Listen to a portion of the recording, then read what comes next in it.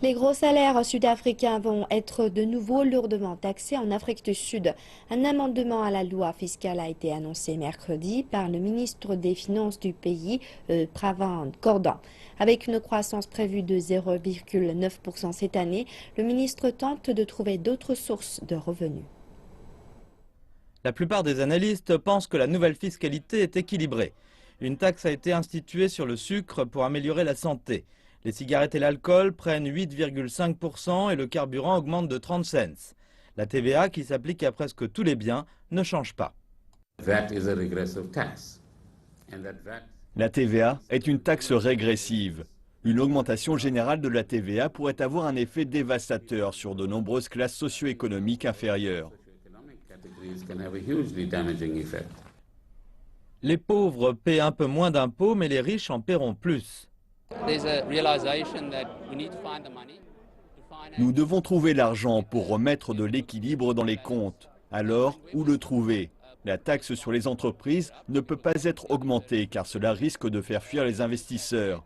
Les taxes sur les dividendes, le ministre ne veut pas y toucher. Encore une fois, pour les investisseurs, le seul endroit où trouver de l'argent, c'est chez les plus riches. Une décision qui devrait, selon les analystes, avoir un impact à long terme.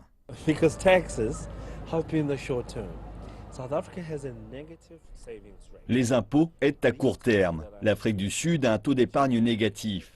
Ces taxes nouvelles qui sont introduites comprennent les taxes sur les gains des capitaux, comme une hausse des actions en bourse ou la vente d'une maison. Tout cela risque de faire fuir les investisseurs sur le long terme.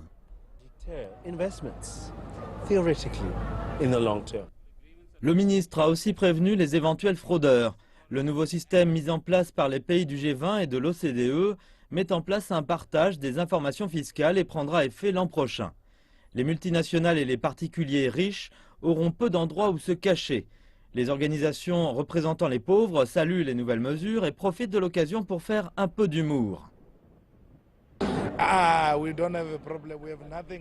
Nous n'avons pas de problème, nous n'avons rien caché nulle part. Je pense que les criminels de l'ANC sont ceux qui doivent profiter de l'amnistie fiscale et déclarer leurs comptes offshore et l'argent qu'ils ont reçu en cash.